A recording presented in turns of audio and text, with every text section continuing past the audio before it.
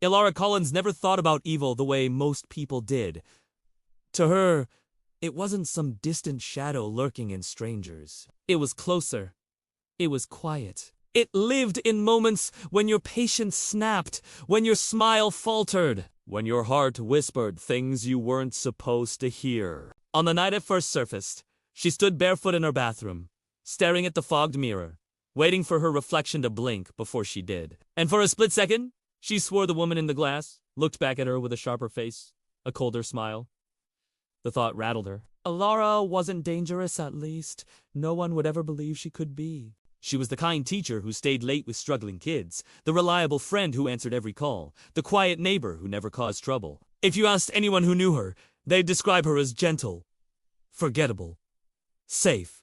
But Elara was tired of being safe. The days had been grinding her down, one insult, one dismissal at a time. She had spent years swallowing slights too small to complain about. Being overlooked for promotions, being cut off mid-sentence, being treated like background noise in her own life. No one ever noticed her bruises. Because they weren't the kind that left marks. They were the kind that hollowed you out from the inside. She pressed her palm to the mirror, tracing the blurred outline of her face. Maybe, she whispered, I'm not who they think I am. The room was silent, but the words echoed in her chest like a dare. The next morning, the school bell rang, and children rushed past Elara like a current of sound and energy. She moved through the hallways with her coffee cup, her smile practiced, her voice steady. To anyone watching, she was fine. Invisible, maybe, but fine. In the teacher's lounge, she overheard laughter that froze her in place. 2 colleagues were speaking about her. She's too soft, one muttered. She'd never last as an administrator, the other chuckled. She says yes to everything. People like her make life easy. You can walk right over them. Elara's grip on her coffee tightened until the paper cup buckled in her hand. She wanted to turn and confront them, to make them choke on their smug words. Instead, she stayed still, jaw clenched, letting their laughter pierce the space between them. The invisible string inside her chest pulled tighter, threatening to snap. Later that day, she caught her reflection in the dark glass of her classroom window. Something about her own face unsettled her. Her eyes seemed harder, her mouth sharper. She didn't see the woman her colleagues dismissed. She didn't see the patient teacher or the selfless friend. She saw someone who could change, someone capable of making people regret underestimating her. The thought both terrified and thrilled her. That evening, Elara walked home beneath the bruised October sky, the wind scattering dead leaves across empty sidewalks. The air smelled of rain and endings. Every step echoed the same poisonous question. What if being good isn't worth it? What if people only respect what they fear? At her apartment door, she hesitated. Inside was warmth, quiet, the carefully constructed life she had clung to for years. But as she stood there, key trembling in her hand, she realized the thought of stepping back into that safe, quiet life made her feel suffocated. She unlocked the door but didn't turn on the lights. Instead, she sat in the dark, her heart thudding against her ribs. The silence didn't comfort her, it pulsed with possibility. For the first time in her life, Elara Collins didn't feel weak. She felt curious. What would happen if she stopped being invisible? What would happen if she listened to the darker reflection waiting in the mirror? Elara Collins sat at her desk long after the school emptied, the fluorescent lights buzzing faintly above her. Stacks of ungraded papers surrounded her, but she wasn't looking at them. Her gaze was fixed on the tiny crack in the window pane. It reminded her of the bathroom mirror, thin, fragile, waiting for pressure to break it. That image had been haunting her for days now, as though her reflection carried secrets she hadn't dared admit until recently. She traced her fingertip across the crack in the glass, whispering the thought that had become impossible to ignore. Maybe kindness isn't the answer anymore. For years, she had bent herself into shapes that made everyone else comfortable. She had said yes when she wanted to say no. She had smiled when she wanted to scream. And what had it earned her? Nothing but invisibility. The cruel irony was that the softer she was, the easier it became for people to dismiss her. She thought again about Lucas, the timid boy who sat in the back of her class with shoulders always slumped, always waiting for the next cruel joke. He reminded her too much of herself. She'd tried everything: gentle talks, notes of encouragement, quiet reassurances, but it never stopped the torment. And the administration never lifted a finger. That morning she'd seen him pushed against a locker, books scattered, while the bullies walked away laughing. She wanted to comfort him, but something inside her twisted. What good had comfort ever done? He didn't need more kindness. He needed someone to strike fear into the ones who hurt him. For the first time in her career, Elara didn't pick up his books. She walked past him, not out of cruelty, but because she realized how useless her old ways had become. And when she glanced back at his pale, stunned face, she felt a pang of guilt, mixed with a rush of strange satisfaction. That evening, Elara found herself wandering into a bar she'd never been to before. The place was dimly lit, filled with strangers who knew nothing of her reputation as the soft teacher, the quiet woman. Here, she was no one. That anonymity felt dangerous, liberating. A man at the bar struck up a conversation. He was older, with the kind of smile that tested boundaries. Normally, she would have laughed politely, excused herself, left before he could make her uncomfortable. But tonight, she leaned in closer. She let his gaze linger too long. She let him think he was in control. When he placed a hand on her arm without asking, she didn't pull away. Instead, she looked him dead in the eye, her voice low, controlled. "Touch me again without permission," she said softly, "and I'll make sure you regret it." The man blinked, surprised, then forced an uneasy laugh. "You've got some fire in you, don't you?" She smiled, but it wasn't warm. "You have no idea." He withdrew his hand, muttering an excuse before retreating down the bar. Elara sipped her drink slowly, the bitterness coating her tongue, the moment replaying in her head. It wasn't about the man. It was about how it felt to finally speak with teeth, to watch someone else hesitate because of her. That hesitation felt powerful, addictive. When she left the bar, the night air was sharp and alive around her. She walked home with her shoulders straighter, her steps heavier, as if the world itself had shifted just enough to make room for this new version of her. Back in her apartment, Elara turned on the bathroom light. Steam curled up from the shower, fogging the mirror again. She wiped her hand across the glass and met her own gaze. This time, there was no mistaking it. The reflection staring back wasn't soft, wasn't harmless. The corners of her lips turned upward into a smile that frightened her, even as it thrilled her. "Maybe this is who I was meant to be," she whispered. For a moment, she almost believed her reflection smiled back.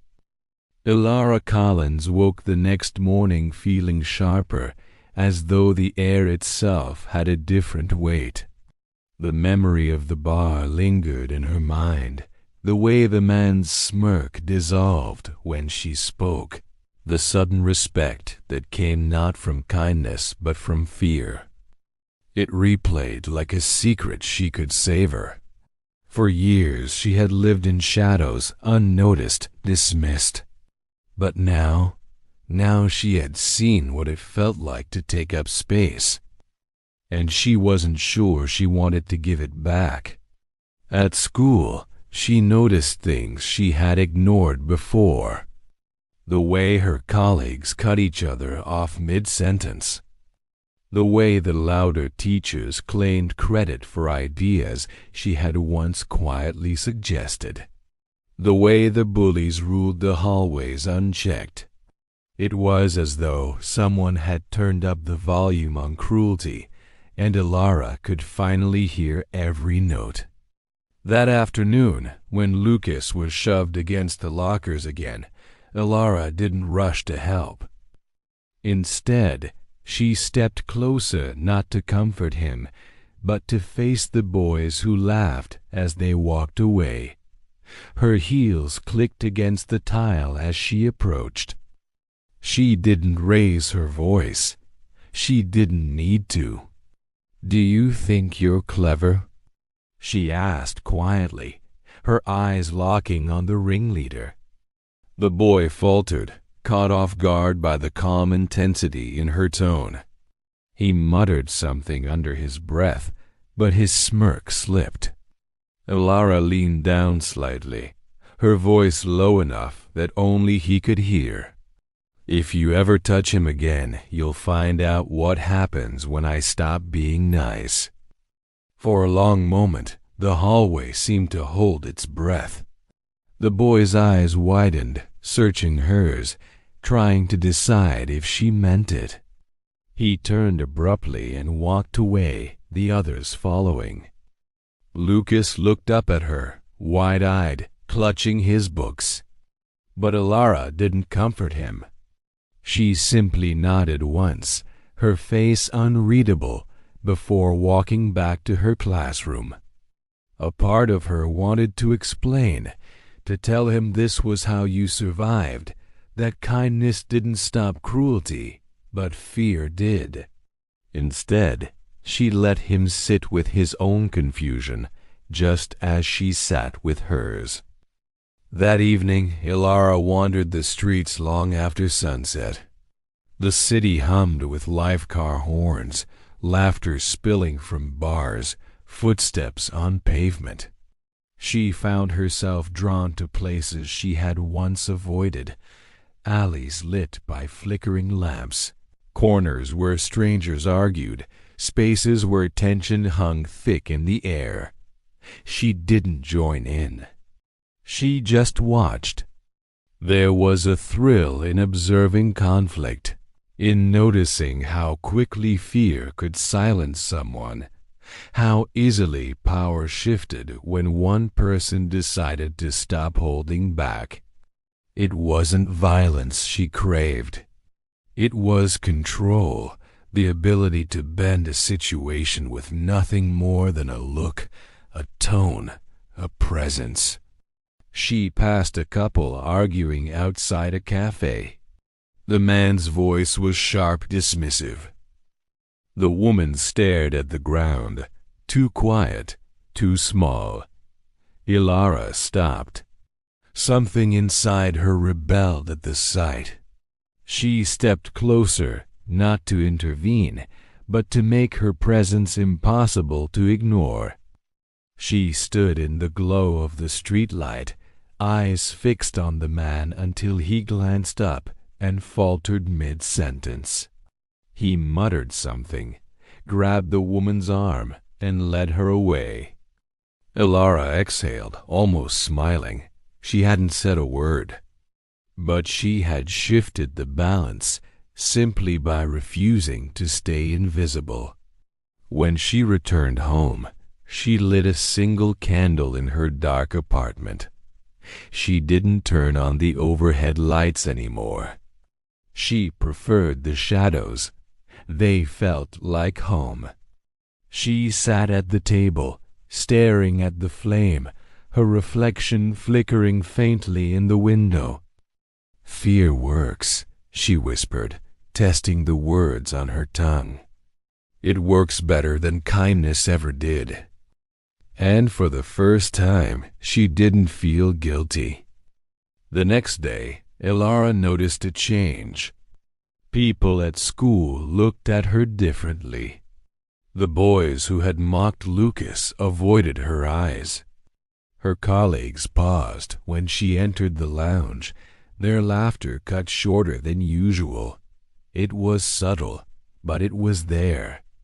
The air around her carried something new, something heavier.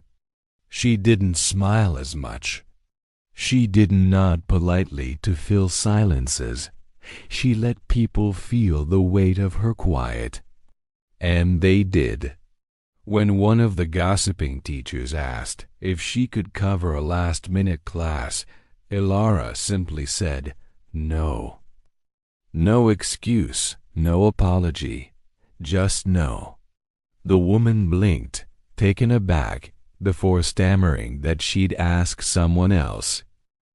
Elara returned to her coffee, the bitter taste sweeter than it had ever been. That night, she stood in front of her bathroom mirror again. The steam blurred her reflection, but she could still make out the shape of her smile.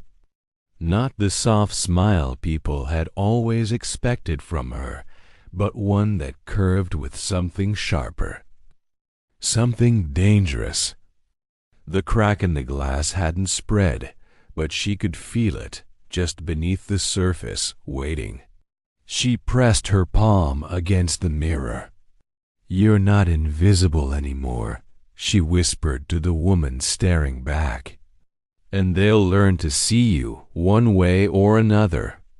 For a moment, her reflection seemed to tilt its head as though it understood.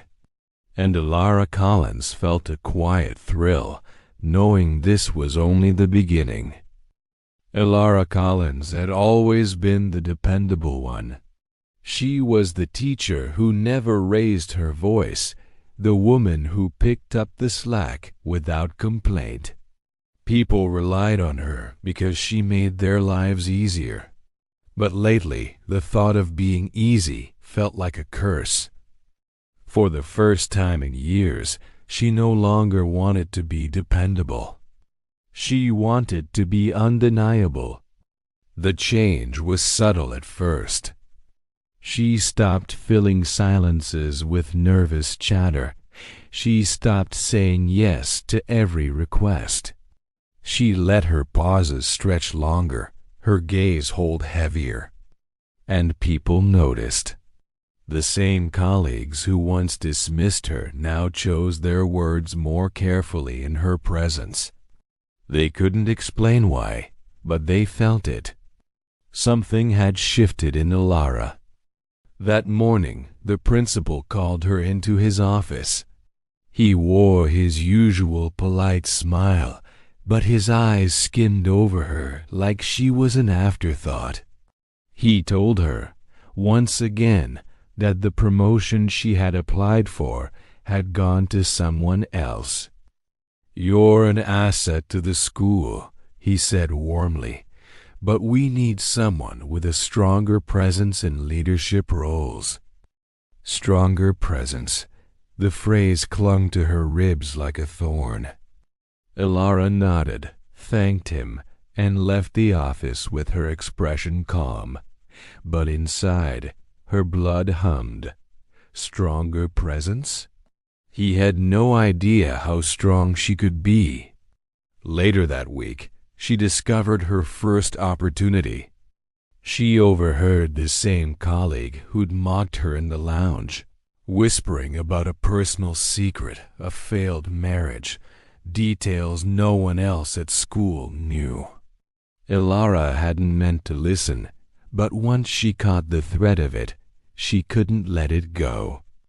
A few days later, when that same colleague interrupted her mid-sentence during a meeting, Elara didn't raise her voice. She didn't argue. Instead, she leaned forward, her eyes steady, and said softly enough for only her to hear, "You know, some of us have enough problems at home without trying to take control here too." The woman froze. Color drained from her face. She didn't speak again for the rest of the meeting. Elara continued as though nothing had happened, her voice calm, professional, her notes tidy.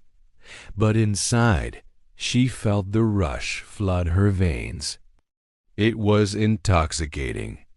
She had barely touched her, just a whisper, just a hint, and she had silenced her completely. When the meeting ended, no one asked why the woman looked shaken. No one questioned Elara's composure. To everyone else, she was still the calm, reliable teacher. Only Elara knew what she had done. Only Elara felt the thrill of it. That night, she couldn't sleep. She lay awake in the dark, staring at the ceiling, her thoughts replaying the moment again and again. The way the woman's eyes had darted, the way her hands trembled as she avoided Elara's gaze. It was the first time Elara had seen fear directed at her.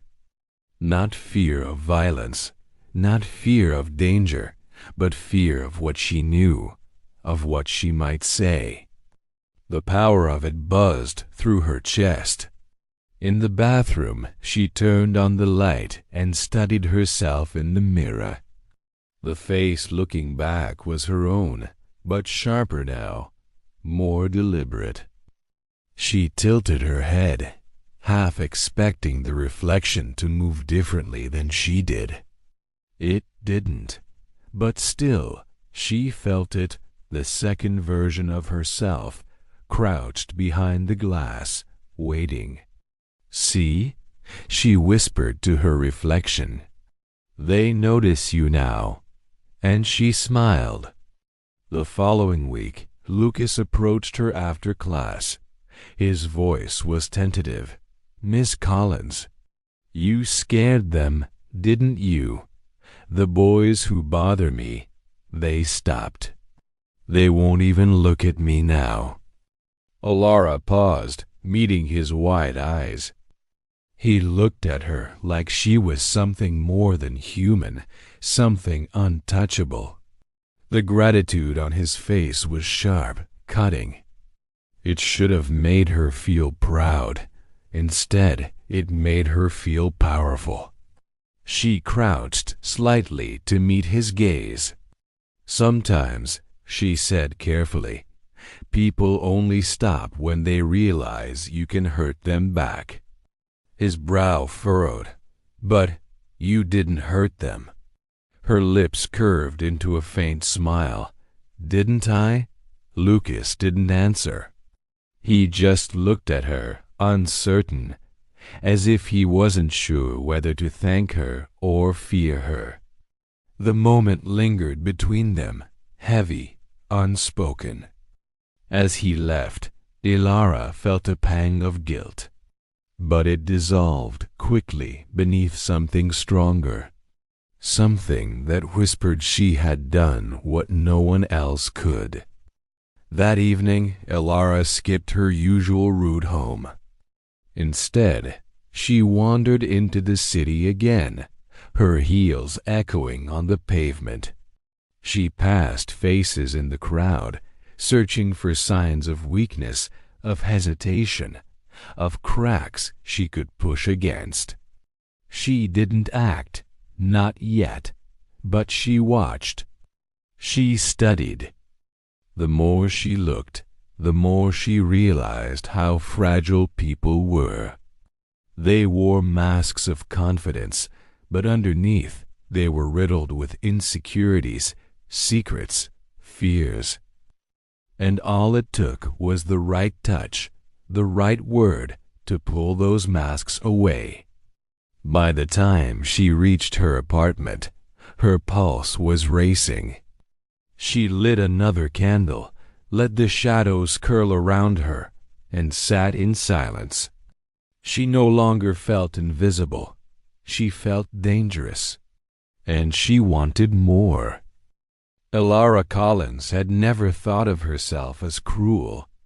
For most of her life, she had been the woman who absorbed the blows, who nodded, smiled, and moved on.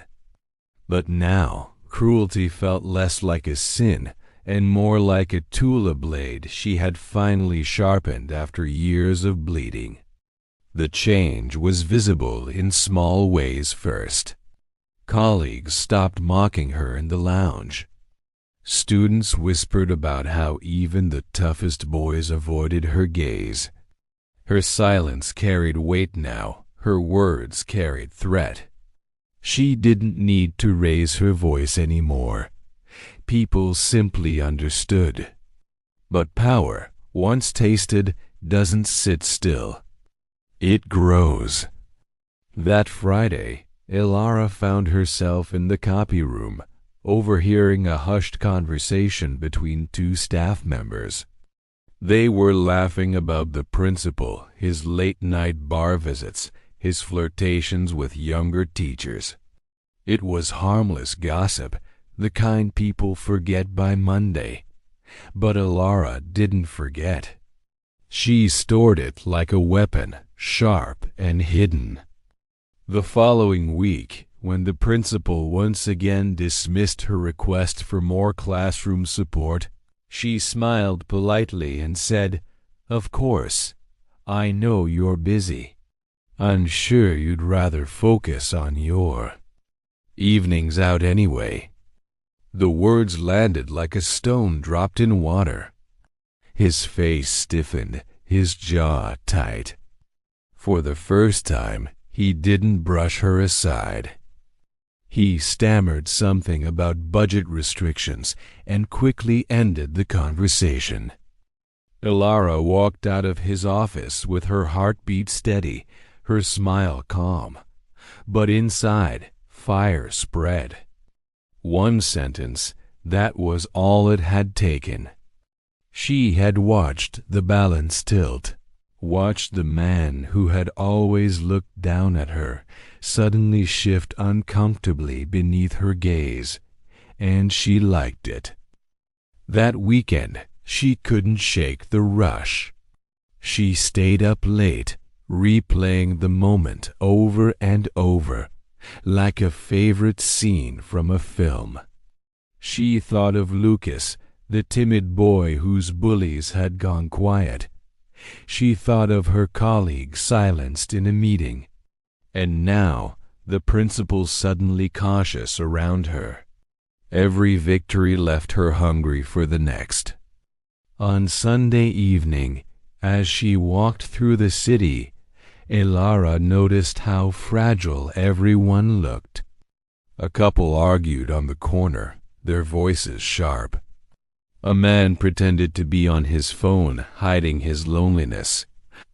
A woman carried groceries with trembling hands, her exhaustion plain. Weakness was everywhere, written across faces like unguarded confessions. And she wondered, how many of them knew how easily they could be undone? By Monday, Elara no longer felt like she was pretending. The mask she had once worn, the smiling, dependable teacher, now felt like the disguise. The darker self inside her felt more honest, more real. That afternoon, she found Lucas again, sitting alone after school. He looked at her with wide, searching eyes. "They don't bother me anymore," he said quietly. "Did you do something?" Elara sat beside him, folding her hands in her lap. "I didn't need to," she said gently. "I just made them realize what would happen if they kept going." Lucas frowned. "But isn't that like being a bully too?" The word struck her, sharp as glass. For a moment, she almost recoiled. But then she leaned closer, her voice soft but edged with steel. "No, bullies hurt because they can. I stop them because no one else will. Sometimes, Lucas, fear is the only thing that works." He looked uncertain, torn between admiration and unease. She left him with that thought, rising from the bench and walking away with her head high. That night, Elara stood before her bathroom mirror again. The reflection that stared back was no longer tired, no longer fragile. Her eyes gleamed with a kind of clarity that frightened her even as it thrilled her. "You're not weak anymore," she whispered. "You're what they should have feared all along." And for the first time, her reflection seemed to smile back. The spiral deepened quickly. On Tuesday, she intercepted a cruel joke being passed around about another teacher. Instead of ignoring it, she amplified it, carefully directing it to the right ears until the teacher found herself cornered by shame and whispers. Elara didn't feel guilty.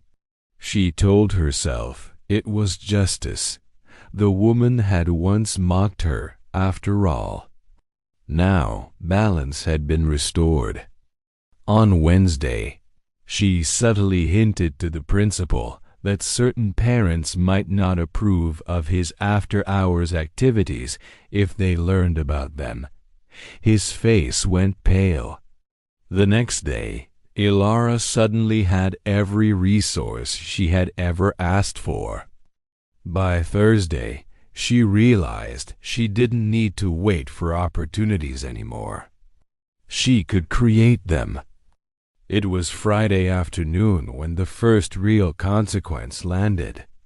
The teacher she had undermined earlier in the week didn't show up for work. Whispers filled the halls. She was taking leave for personal reasons. Elara overheard someone say she had been crying in the parking lot the day before, unable to face the stairs. For a moment, guilt flickered in Elara's chest. She hadn't meant for it to go that far. But almost as quickly, the guilt faded. After all, hadn't this teacher laughed at her, dismissed her? Hadn't she deserved to know how it felt? Elara sipped her coffee slowly, savoring the silence in the lounge that afternoon. No one interrupted her. No one laughed at her expense. For the first time in her life, she wasn't invisible. For the first time, she was feared. And the part that unsettled her most was this: she didn't just accept it. She wanted more.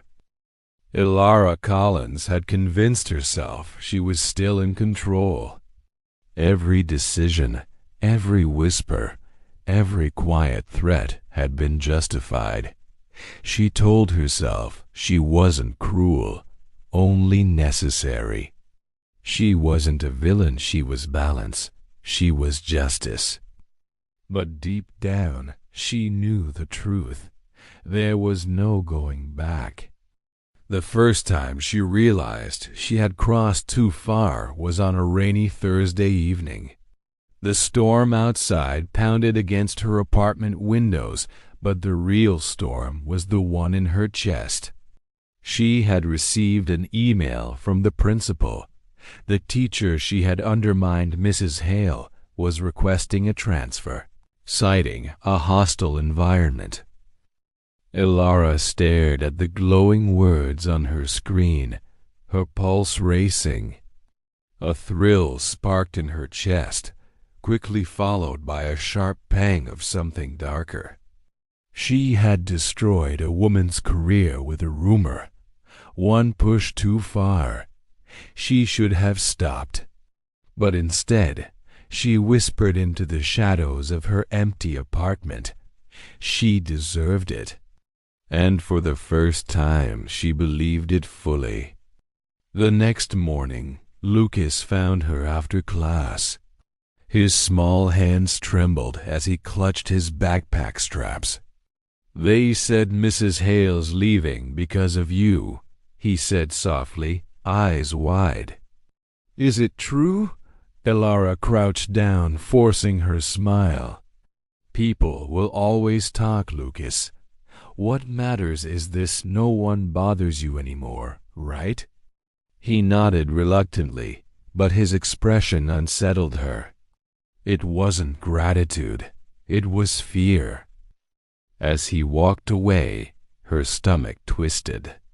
She wanted to call him back, to explain, to tell him she was still good, but the words never came. That afternoon, something inside her finally snapped. In the teacher's lounge, she overheard another colleague muttering about her, whispering that Elara had become someone else. The comment was quiet, almost harmless. But in Elara's mind, it was an attack, an insult, a reminder that no matter how much power she seized, someone would always question it. By the time the final bell rang, her decision was already made. She wasn't just going to silence them anymore. She was going to break them.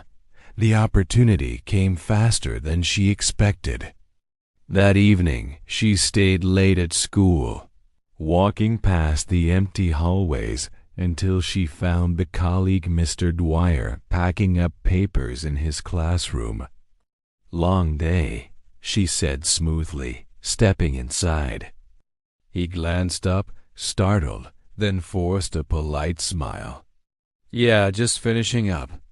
Elara leaned against the desk, her tone casual but her eyes sharp. "You know, it's funny. People don't realize how much I hear, how much I know. Like the stories people tell after a few drinks at those staff parties."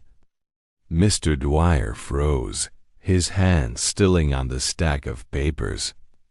"I don't know what you mean." "Oh, I think you do," Elara said, lowering her voice. "You might want to be careful about the things you say. Some secrets aren't meant to stay hidden forever." The color drained from his face. He stammered something incoherent, fumbling to shove papers into his bag. Elara stepped closer, her voice a whisper now. "If you ever speak my name again, I promise you won't like what happens next." The silence between them stretched like a noose. Mr. Dwyer's breath hitched, and then he bolted, grabbing his bag and rushing out of the room without another word. Elara stood alone, her heart pounding, her chest heaving. For a moment, fear coiled inside her. What did I just do? But then the fear twisted into exhilaration. She had never felt more alive. That night she couldn't sleep. She paced her apartment, the storm outside echoing the chaos within her. Every time she closed her eyes, she saw their faces, Mrs. Hale's broken one, Lucas's frightened one, Mr. Dwyer's pale one. And yet, none of it made her stop. It only made her hunger grow. She finally stopped pacing and stared at her reflection in the darkened window.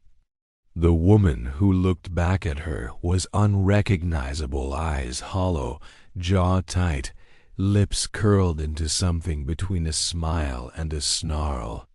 "You're not their victim anymore," she whispered. "You're their fear." The reflection didn't disagree. By Friday, the consequences came crashing down. Mr. Dwyer didn't show up for work. Rumors spread like wildfire. He'd taken sudden leave, citing stress. 2 teachers gone in 1 week. And every whisper, every sideways glance pointed back to Elara. Yet no one dared say it to her face. As she walked the halls, students moved aside. Teachers lowered their voices when she entered the room. Even the principal avoided eye contact. Elara Collins had become untouchable. But the cost was clear. She was alone, completely, utterly alone. And somewhere inside, that loneliness clawed at her. That evening, as she locked her classroom, she found Lucas waiting for her again. His small face looked older somehow, his eyes heavy with disappointment. "You're scaring people," he said simply. Elara's throat tightened. She crouched down, desperate for him to understand.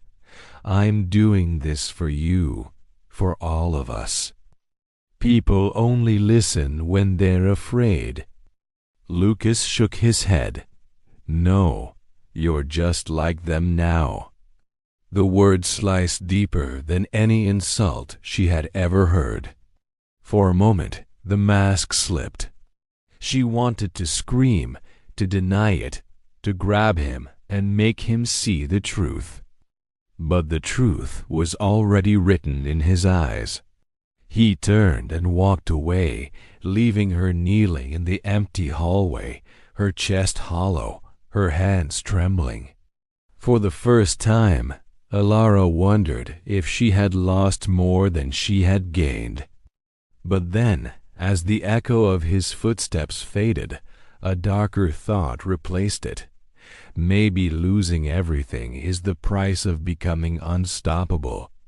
Her heart slowed. Her breathing steadied. And the whisper inside her head, the one that had haunted her since the beginning, finally spoke clearly. "This is who you are now." The night after Lucas's words echoed through her, Elara Collins sat in her apartment surrounded by silence. The storm had passed, leaving the air heavy and still. She stared at the stacks of papers on her table, the evidence of her life before all the lesson plans, student drawings, and awards pinned neatly in a folder. Once these things had defined her. Now they felt like relics of someone she had buried. Her phone buzzed. A new message from the principal. Short, cold, direct. "Elara, we need to meet tomorrow morning regarding multiple complaints. Please be prepared." She read the words again and again until they blurred. This was it. The moment the walls closed in. The next morning, the meeting room felt like a courtroom. The principal sat at the head of the table, flanked by 2 board members. Their expressions were unreadable, but the tension was unmistakable. "Elara," the principal began, voice clipped. "There have been serious concerns regarding your conduct with both staff and students, accusations of intimidation, abuse of power. We need to hear your side before making any decisions." Elara clasped her hands tightly in her lap. She could feel the weight of their judgment pressing down on her. For a moment, she thought of confessing, of spilling every dark thing she had done, begging for forgiveness. But as the silence stretched, something colder took root inside her. Her lips curved into a faint smile. "People fear what they don't understand," she said quietly. "I was doing what needed to be done." One of the board members frowned. "Threatening colleagues isn't necessary, Miss Collins. Destroying careers isn't justice. It's cruelty." Elara leaned forward, her voice sharper now. "Cruelty? No. What's cruel is letting the weak be crushed by the strong while everyone looks away. I stopped looking away. Maybe I went further than I should have, but at least I had the courage to act." The room went still. The principal's eyes hardened. "Elara, you've crossed a line. Effective immediately, you are suspended pending review." Her chest tightened. It was over. Yet as she rose from her chair, a strange calm washed over her. They thought suspension was punishment. They thought stripping her title would take her power, but they didn't understand. Her power was never in the role. It was in the fear she had already planted.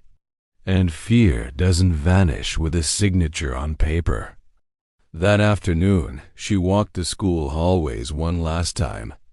Students turned their heads. Teachers avoided her gaze. Lucas wasn't there.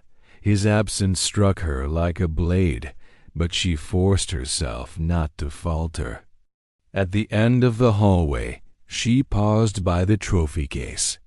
Her reflection stared back, fractured by glass and light. A teacher, a protector, a destroyer. A whisper rose in her mind. You could stop now, walk away, try to rebuild what's left. But another voice, sharper and darker, cut through. Or you can own what you've become. Fear doesn't forgive. Fear endures. Her hand pressed against the cool glass. She chose the second voice. That night she didn't sleep. She sat at her desk, typing furiously, building files, collecting information. Secrets she had overheard, mistakes others had buried, weaknesses no one dared speak of. It was all there, ready to be unleashed if anyone thought they could silence her. Elara Collins wasn't defeated. She was evolving. In the quiet glow of her laptop screen, her face looked almost ghost-like eyes, sunken but burning with intensity. She no longer looked like the woman who had once believed in kindness. She looked like someone who had embraced the shadow within her. Weeks later, the town would whisper about her name with unease. Some said she vanished, starting over somewhere new. Others claimed she was still around, hidden in plain sight, pulling strings no one could see. But one truth lingered in the air, unspoken but undeniable. Elara Collins had proved that monsters are not born, they are made. And once made, they rarely disappear. Because sometimes the scariest evil doesn't come from strangers in the dark. It comes from ordinary people who decide to never look away. Elara's story doesn't end here. It echoes in every hallway, every whisper, every choice we make when kindness cracks. The real question is, if pushed far enough, how far would you go? Would you have made the same choices as Elara? Tell me in the comments. Subscribe for more chilling stories and share this with someone who loves psychological thrillers.